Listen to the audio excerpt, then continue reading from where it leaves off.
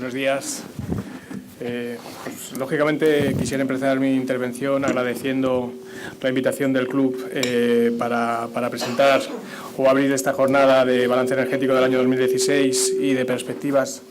para el año 2017. Yo en mi intervención, como tenemos aquí a la subdirección, que luego entrará en el detalle del balance energético del año 2016, me voy a centrar lógicamente en la parte más prospectiva, a futuro, en lo que es la estrategia energética del Gobierno, no solo para 2017, sino para un poco el medio y largo plazo, ¿no? Es un poco la idea es presentarle aquí las líneas estratégicas de nuestra política energética y compartir con ustedes algunas consideraciones en este sentido. Bueno, como ustedes saben, esto es evidente en el Club Español de la energía juega un papel fundamental en la economía de cualquier país y todos sabemos que es fundamental para el bienestar de nuestros ciudadanos y el desarrollo de nuestra sociedad, ¿no? Y yo creo, que es lo primero que me gustaría resaltar, y esto es muy positivo, que en el fondo todos los agentes, tanto los sectores que están aquí representados como otros a nivel político, a nivel de usuarios, etcétera, compartimos los grandes objetivos de lo que tiene que ser la política energética, ¿no? Yo creo que todos pensamos que debemos aprovechar al máximo nuestros recursos, todos compartimos la necesidad de que la energía sirva para impulsar la competitividad, todos pensamos que la energía debe ser un factor de creación de empleo en el largo plazo y todos estamos de acuerdo en que la energía tiene un papel fundamental en el cumplimiento de los objetivos medioambientales que nos hemos marcado particularmente en Europa, ¿no? O sea, es cierto que hay, por tanto, como digo, un gran acuerdo en los objetivos y esto es un punto de partida lógicamente positivo, ¿no? En el caso de nuestro país, hemos superado ya, por suerte, los grandes desequilibrios que arrastraba nuestro sistema hasta tiempos muy recientes y, por tanto, ahora tenemos una oportunidad, estamos en un momento que nos da la oportunidad de empezar a pensar o de continuar pensando, pero de forma ya más intensa, en los desafíos que debemos afrontar a medio y largo plazo, ¿no? Esta es un poco la orientación que nosotros queremos darle claramente a la política energética en este momento, pasa precisamente por esta transición, dejar atrás los desequilibrios que hemos afrontado la legislatura previa y empezar a pensar ya y desarrollar las acciones necesarias para abordar los desafíos que el sector y la sociedad en lo que se refiere a la energía tiene que afrontar en los próximos años y décadas. Y nosotros esta estrategia de largo plazo pues la queremos orientar básicamente en torno a 5 grandes ejes que quería compartir con ustedes. El primero, y yo creo que este es fundamental, es que, como ustedes saben, yo creo que todos los que estamos en el sector sabemos que estamos en una fase de transición. Yo creo que esta sensación de que el sector de la energía está en un momento de transición tecnológica, regulatoria, medioambiental es compartida en todo el mundo, ¿no? Es cierto que el sector probablemente nunca ha estado en una fase de estabilidad, pero la realidad es que estamos el momento actual es un momento claramente de transición por todos estos factores que comentaba. Y, por tanto, es necesario abordar la política energética con una visión de largo plazo. Siendo esto así, que yo creo que todos estamos de acuerdo, lo que es a nuestro entender indiscutible es que para poder abordar los problemas a largo plazo debemos tener una política coherente y prudente en el corto plazo.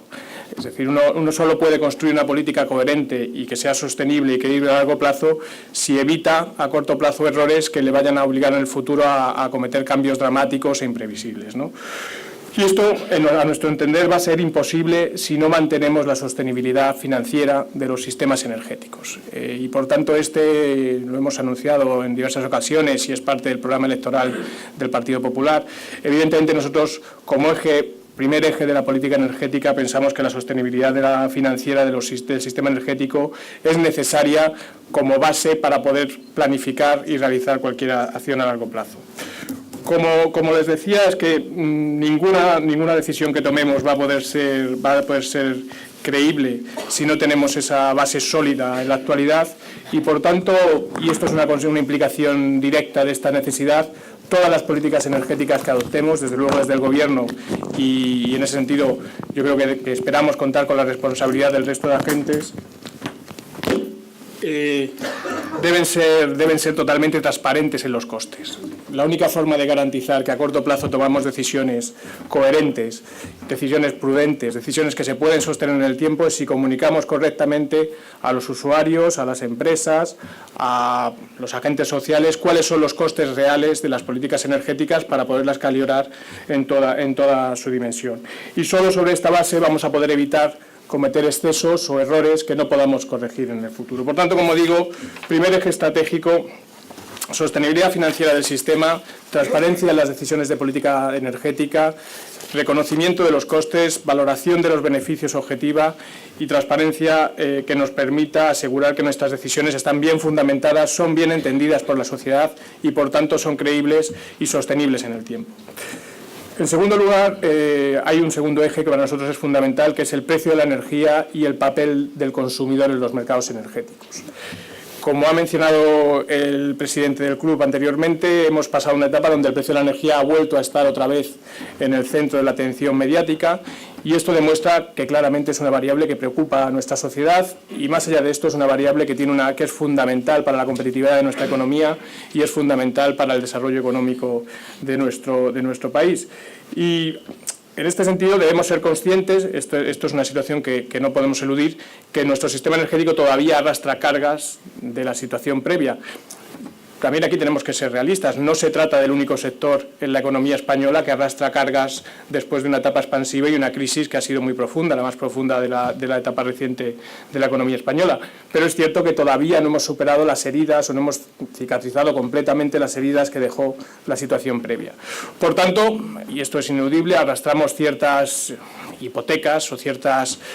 cargas que todavía tenemos que gestionar, todavía tenemos que asumir y todavía tenemos que seguir digerir en nuestro sistema. Partiendo de esta restricción, nosotros en todo caso vamos a trabajar activamente para precisamente por esta preocupación en el precio de la energía, no elevar los costes regulados del sistema y en la medida en que existan márgenes irlos reduciendo, precisamente porque entendemos que una de las contribuciones fundamentales que tenemos que hacer desde la política energética es asegurar esa energía asequible que tanto los consumidores como las empresas nos demandan y que es necesaria para que la economía española pueda desarrollarse completamente.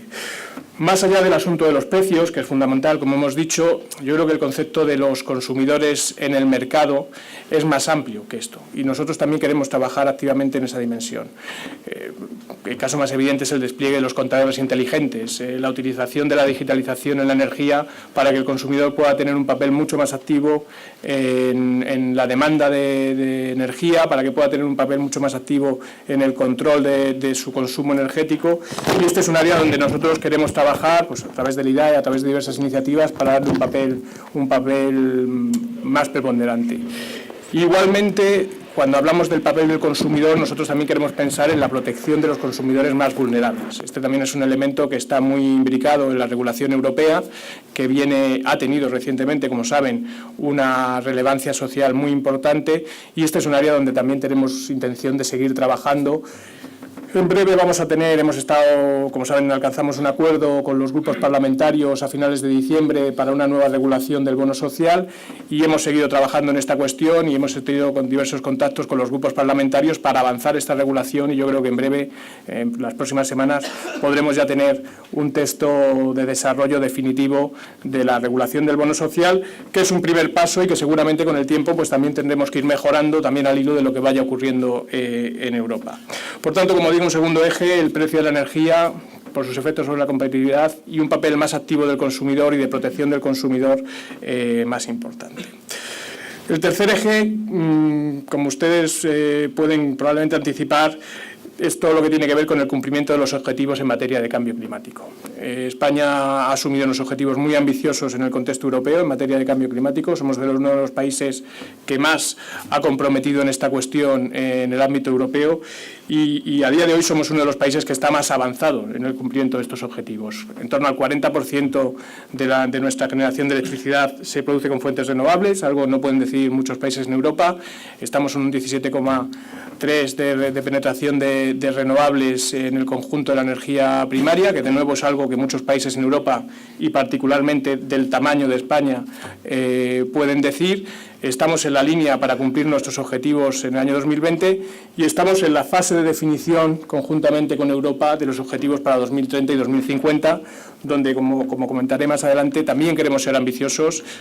siempre, claro, dentro del realismo, ¿no? No se trata de hacer un ejercicio de ambición dentro de lo que es realista y factible, ¿no? Y en este sentido, quizás el evento o el hito más próximo que tenemos es la próxima celebración de una subasta que probablemente ustedes conocen de 3.000 megavatios de potencia renovable, que es en cierta medida es el reinicio, después de una etapa, como he comentado antes, muy marcada por la situación de crisis, es el volver a arrancar, digamos, la estrategia renovable a pleno rendimiento con vistas a cumplir con esos objetivos que nos hemos fijado en Europa y que yo espero que sea un primer paso positivo.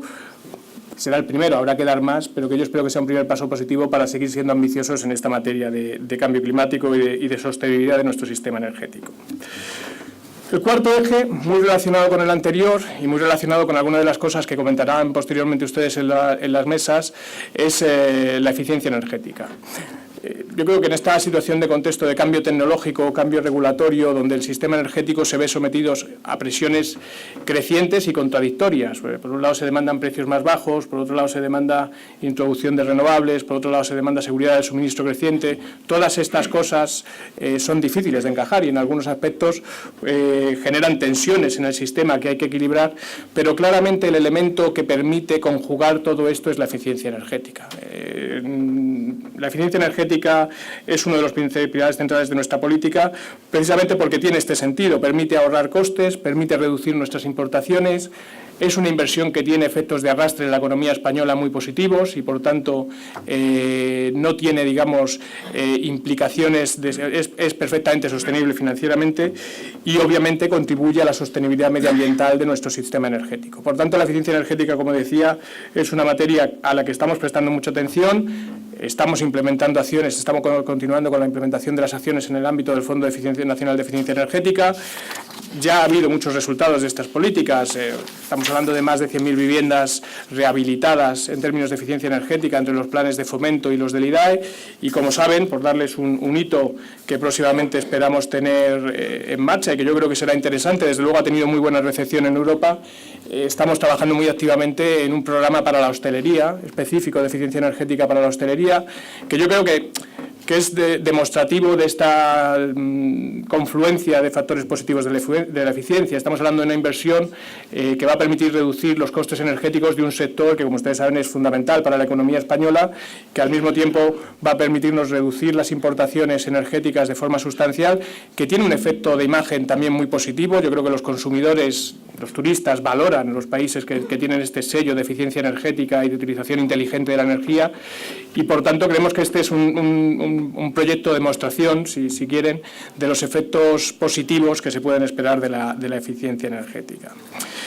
Y como último eje, la dimensión europea. Yo creo que esto, ustedes que están en sus sectores son perfectamente conscientes de que tenemos una ola de regulación europea en marcha que es fundamental. Tenemos un paquete de invierno que va a suponer cambios muy profundos en cómo regulamos la energía a nivel nacional, cada uno de los Estados miembros,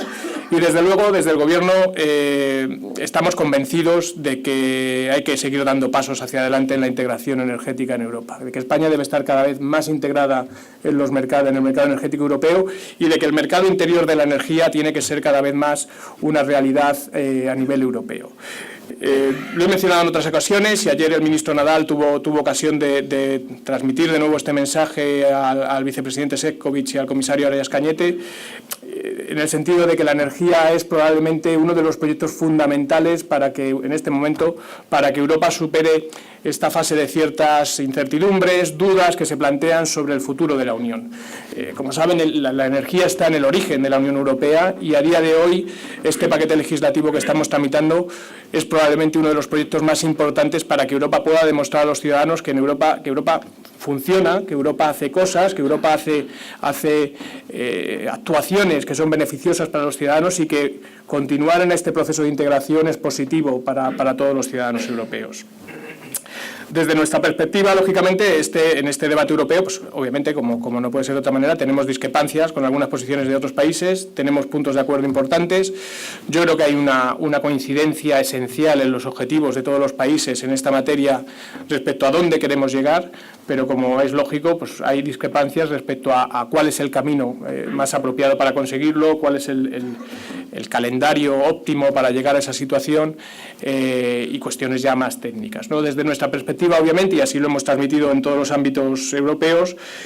es fundamental avanzar en el tema de la interconexión con Europa. Esto es lo que realmente a nosotros y a más países europeos, porque hay más países que están en esta situación, nos parece una condición necesaria, un prerequisito para poder avanzar y disfrutar realmente de esa integración energética que todos deseamos. Hemos logrado avances significativos. En la pasada legislatura pasamos de una interconexión del 1,4% al 2,8%, pero todavía estamos muy lejos de los niveles comprometidos, de ese 10% comprometido en Europa, del 15% que debemos aspirar en el año 2030. Es decir, todavía hay mucho camino que recorrer y, desde luego, nuestra intención, y esto es un compromiso que vamos a mantener en todos los ámbitos, es seguir presionando, seguir recordando esto en Europa en cada contexto y manteniendo esa necesidad de interconexiones europeas como elemento estratégico de la Unión, ¿no? En esta misma línea, relacionado con la anterior, nuestra intención, y esta va a ser obviamente otra de nuestras prioridades, es contribuir activamente al desarrollo del paquete de invierno. Y aquí nuestro énfasis, así lo hemos transmitido en los foros europeos, es que partiendo de compartir claramente los objetivos que se nos plantean de Europa, que son muy ambiciosos, por otra parte. Estamos hablando probablemente de darle una vuelta de tuerca a lo que el Consejo Europeo y los primeros ministros acordaron en los últimos años. Compartiendo esa necesidad, pensamos que esta ambición solo es posible si la Unión Europea, aparte de fijarnos objetivos, o además de fijarnos objetivos, nos dota de instrumentos a los Estados miembros para poder lograrlos. Y este yo creo que es el gran debate que vamos a tener desde la perspectiva española con Europa en los próximos años. Estoy hablando aquí de interconexiones, que ya me he referido a ellas. Evidentemente, el grado de ambición que puede tener España o cualquier otro país en sus objetivos medioambientales o en sus objetivos de regulación del mercado o en cualquiera de los objetivos del paquete de invierno está condicionado, y si ustedes leen los análisis que la Comisión hace, todos ellos parten de la idea de que partiendo de un grado de interconexión elevado, debemos hacer esto. Bueno, pues en el caso de España y de otros países es que todavía no estamos en ese grado de interconexión elevado y, por tanto, hay que ir hacia ahí. Estamos hablando en eficiencia energética de lo que tiene que ver con la contabilización de las inversiones. No podemos permitir que las restricciones en materia contable supongan un freno al esfuerzo que tenemos que tener en el ámbito de la inversión en eficiencia energética. Estamos hablando de la financiación de la eficiencia energética. Es muy importante que Europa destine fondos específicos y suficientes para que el sector privado pueda acometer inversiones en eficiencia energética, que a veces no son fáciles porque por su naturaleza, lógicamente, tienen un desarrollo largo, y esto a veces es difícil de financiar. Y es muy importante que Europa juegue un papel aquí para ayudar a superar esa barrera. Estamos hablando de lo que tiene que ver con la gobernanza, de ser realistas en los objetivos de gobernanza y dotarnos de un marco que permita que los objetivos que fijemos a nivel europeo sean suficientemente sólidos para que los países contribuyamos efectivamente y haya un reparto objetivo y justo de los esfuerzos. Esto es muy importante, es decir, hemos fijado unos objetivos europeos a nivel agregado. Lo lógico y lo deseable es que ahora ese esfuerzo entre los países europeos se reparta teniendo en cuenta cuestiones como quién ha hecho un esfuerzo previo muy importante, que es el caso de España, teniendo en cuenta quién tiene una mayor capacidad de absorción porque cuenta de más interconexiones. Es decir, todo esto es muy importante que la Unión Europea lo tenga en cuenta, porque si no pondría en riesgo la consecución de ese objetivo agregado. Por lo tanto, yo creo que, como les decía, estas son esencialmente las líneas fundamentales de nuestra estrategia energética para los próximos años: sostenibilidad financiera, precios y papel del consumidor, cumplimiento de los objetivos medioambientales, eficiencia energética y integración creciente en Europa en el ámbito del paquete de invierno. Yo creo que eso van a ser todo lo que estemos haciendo en los próximos meses, años, va a estar claramente vinculado a estas áreas y a su conjunción, ¿no? Y, por tanto, esa es un poco la orientación general que nosotros vamos a darle a la política y que espero que ustedes puedan compartir y valorar con nosotros. Lógicamente estas son las grandes líneas, no he entrado mucho al detalle. La concreción de esto va a requerir que contactemos desde el Ministerio, desde el Gobierno, como es nuestra obligación, pues con los usuarios, con las empresas del sector, con los agentes sociales, con las formaciones políticas, es decir, el contexto, no solo el contexto, la política energética, como ustedes saben, y se ha mencionado aquí antes, es una política que tiene por su naturaleza necesidad de ser una política con visibilidad de largo plazo. El sector requiere inversiones que se recuperan a lo largo de muchos años, hay que anticipar hacia dónde nos movemos en el futuro, es decir, no es una política que se pueda hacer en el ámbito de una legislatura o de un gobierno y siempre va a escapar del ámbito de un solo gobierno, ¿no? Y por tanto, pues es importante que haya un grado de consenso suficiente en lo que son estas grandes líneas de orientación de la política energética, y yo creo que el concepto fundamental aquí, que lo hemos mencionado antes, es el concepto de la transición energética, ¿no? Yo creo que este es un poco el debate que va a orientar esa puesta en común de todos los agentes respecto a lo que son las líneas fundamentales, o las que deben ser las líneas fundamentales de la transformación de nuestro modelo energético. Desde la Secretaría de Estado, desde luego, partimos en este debate de una opinión flexible. No tenemos dogmas, no tenemos posiciones cerradas respecto a cómo debe ser esta transición energética, y nuestra intención, desde luego, es escuchar a todo el mundo, participar con todos los agentes implicados, desde las empresas, a los trabajadores, los usuarios, la sociedad civil, porque, como digo, este es un debate que, por suerte, no tenemos que resolver en un año, tenemos cierto margen para resolver, pero en donde es muy importante que todos nos escuchemos y que todos compartamos opiniones, ¿no? Y en este sentido sí quiero mencionar algunos aspectos que para nosotros son relevantes y que podrían marcar alguna de las líneas de este debate sobre la transición energética.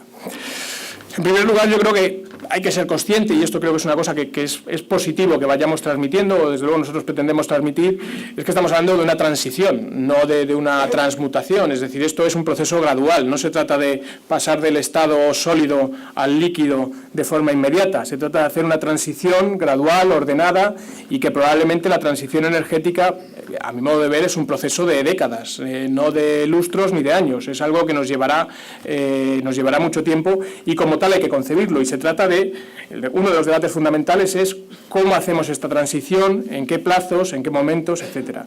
Y esto es importante porque algunas posiciones a veces yo creo que parten de la necesidad de hacer una transición muy acelerada que a nuestro entender puede ser arriesgada. Pues forzar los ritmos, forzar los plazos puede suponer riesgos. En el pasado hemos visto que cuando hemos acometido actuaciones excesivamente rápidas en un momento que probablemente no era el adecuado, pues ha sido costoso, ¿no? Se trata de que esta transición, por la vía de la gradualidad y por la vía de ser muy prudentes en el corto plazo, pero muy ambiciosos en el largo, acabe siendo lo más eficiente y lo más ventajosa para nosotros posible. En relación con eso, otro aspecto que para nosotros es fundamental en este debate de la transición energética es la neutralidad tecnológica. Nosotros en la Secretaría de Estado no pensamos en términos de tecnologías buenas o malas, pensamos en términos de tecnologías que tienen todas ellas sus ventajas y sus inconvenientes. Y lo relevante es que seamos conscientes de ellos, que los valoremos adecuadamente, los comuniquemos adecuadamente y que cualquier decisión que tomemos se tome sobre la base de saber cuáles son esas ventajas y esos inconvenientes. Algunas tecnologías nos valdrán en algunos momentos y para algunas cosas, y otras tecnologías dejarán de valernos en otros momentos por otros motivos, ¿no? Y este es el debate que nosotros, esto es como nosotros pensamos que se debe tener este debate, de forma objetiva y sin, digamos, prejuicios, ya sean favorables o contrarios a alguna de las tecnologías. Y por tanto, como decía, se trata de ser transparentes en el análisis. Y no digo que se trate de abandonar completamente la ideología, porque tampoco esto yo creo que fuera realista. Evidentemente, en el ámbito de la energía, pues la ideología juega como en cualquier otro ámbito de la vida pública, ¿no? Pero por lo menos sí ser conscientes de que la ideología tiene unos costes o tiene unos beneficios y transmitirlos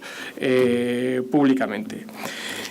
Y por último, y quizás es el punto más importante para nosotros, no debemos olvidar que la transición energética no es un fin en sí mismo. La transición energética debe funcionar para los ciudadanos. Si no conseguimos una transición energética que funcione para nuestra sociedad, vamos a fracasar, tanto los representantes del sector como los gobiernos, como los partidos políticos, como las sociedades que representan a la sociedad civil. Tenemos que conseguir que la transición energética, como digo, funcione para los ciudadanos,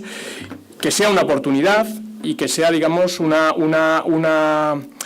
alternativa que el público perciba como beneficiosa. Tenemos algún caso reciente y muy destacado en países muy importantes del mundo donde se ve cómo se pueden, y esto es relevante, se pueden dar pasos atrás. Es decir, la política en Estados Unidos, efectos energéticos, etcétera, en algunas materias parece que está dando un paso atrás respecto a lo que eran los consensos establecidos recientemente. Y por tanto yo creo que es relevante que seamos coherentes, conscientes de que si no hacemos esto bien y no conseguimos que esto funcione para el público, este no es un proceso imparable. Este proceso puede dar vuelta atrás si socialmente no lo transmitimos y no lo gestionamos bien.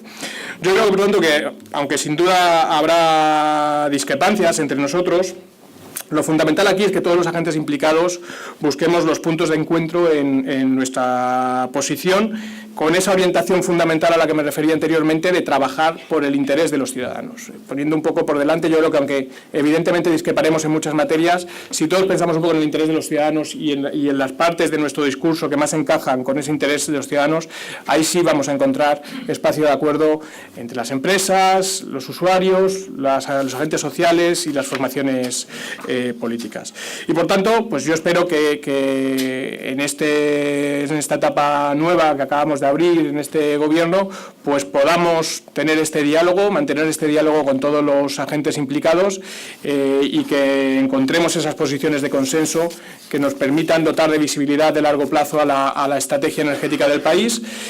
Yo espero que sea así, que encontremos esos puntos de acuerdo y desde luego pues yo les reitero la disposición del Ministerio y de la Secretaría de Estado en particular a participar activamente con ustedes y con el Club Español de la Energía como representante importante de las posiciones del sector, a participar activamente en este debate, como decía, recabar sus opiniones y bueno, pues tratar de buscar entre todos esos espacios de consenso que nos hacen falta para planificar a largo plazo. Muchas gracias.